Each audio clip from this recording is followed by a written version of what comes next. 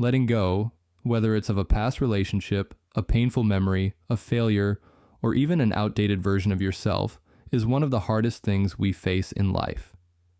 We all know we should move on. We tell ourselves to stop thinking about it, to let time do its work, to focus on the future. But despite all our best efforts, the thoughts remain. The emotions persist. So why is letting go so difficult? Is it just our emotions? Or is there something happening in the brain that keeps us attached? And if we can't simply decide to move on, can we actually rewire our brains to let go, heal, and even be happier? Neuroscience suggests the answer is yes.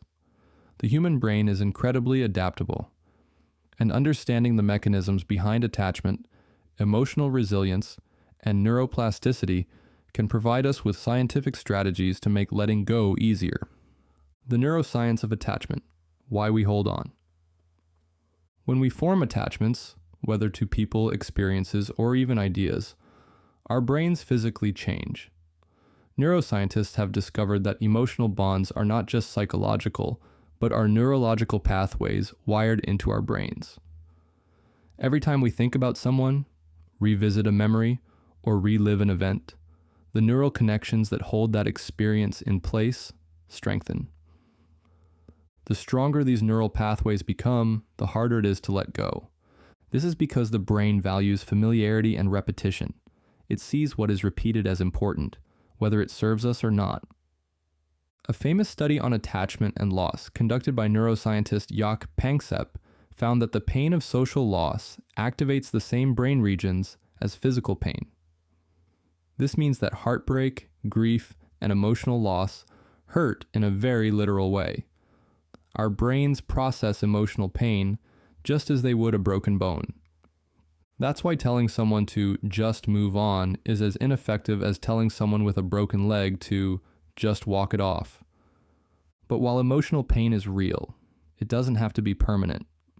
The brain, through neuroplasticity, has the ability to rewire itself. And that means we can actively reshape our emotional attachments and the way we process loss. Can you rewire your brain to be happier? Happiness isn't just a feeling, it's a process in the brain. For years, scientists believed that happiness was largely genetic, that some people were just born happier than others.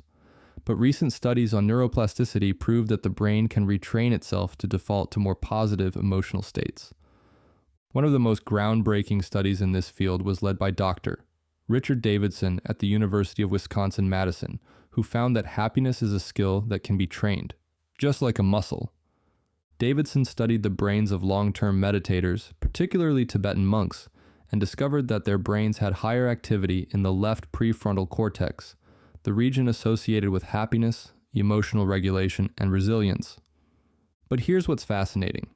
He found that ordinary people who practiced mindfulness and gratitude for just a few weeks began developing similar brain patterns. This means that, regardless of your current emotional state, you can actively rewire your brain to be happier with consistent mental training. Another study from Harvard University revealed that people who focused on gratitude and positive visualization for just 5 minutes a day saw measurable changes in brain function. Their stress levels decreased, and their ability to handle negative emotions improved. So what does this tell us? That happiness is not just something you feel, it's something you can build. And the key lies in training your brain to shift away from attachment to pain and toward new, healthier, emotional pathways. Why do some people heal faster than others? Have you ever wondered why some people seem to recover quickly from setbacks while others remain stuck in the past? The answer lies in emotional resilience, the brain's ability to adapt and recover from emotional stress. Dr. Martin Seligman, a psychologist known for his work in positive psychology, found that people with high resilience don't experience less pain than others. They just process it differently. What sets resilient people apart? They reframe the experience. Instead of seeing a failure as proof of inadequacy, they see it as a lesson for growth. They avoid self-identification with pain. They experience emotions, but they don't let them define their identity. They focus on action. Instead of ruminating, They focus on the next step forward. A study conducted at the University of Pennsylvania found that people who actively practiced reframing negative events had significantly lower levels of cortisol, the stress hormone, and recovered twice as fast from emotional distress compared to those who dwelled on the past. This means that resilience isn't just about willpower, it's a learned cognitive process. And perhaps most importantly, resilient people recognize that pain is not a permanent state, and neither is healing. Your thoughts can make you sick and also heal you.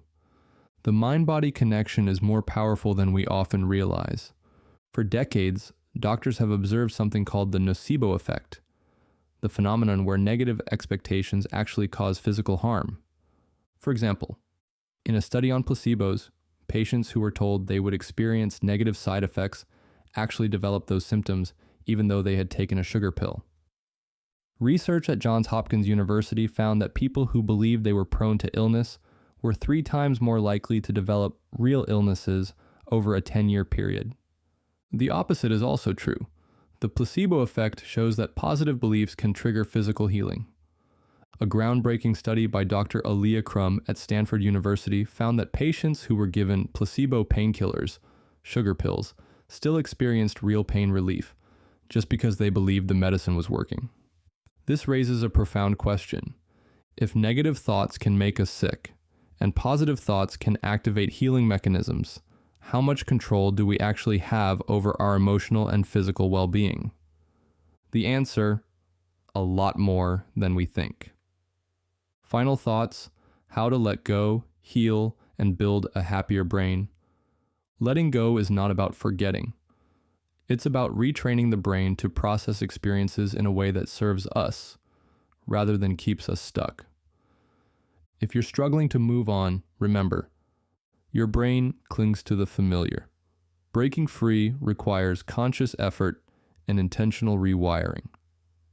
Happiness is a skill. You can actively train your brain to shift toward joy. Emotional resilience is built, not inherited. The way you process pain determines how quickly you heal. Your thoughts are powerful. They can either reinforce pain or trigger healing. The brain is not fixed. It is constantly adapting, learning, and evolving. And that means you have the power to reshape your mind, your emotions, and your future.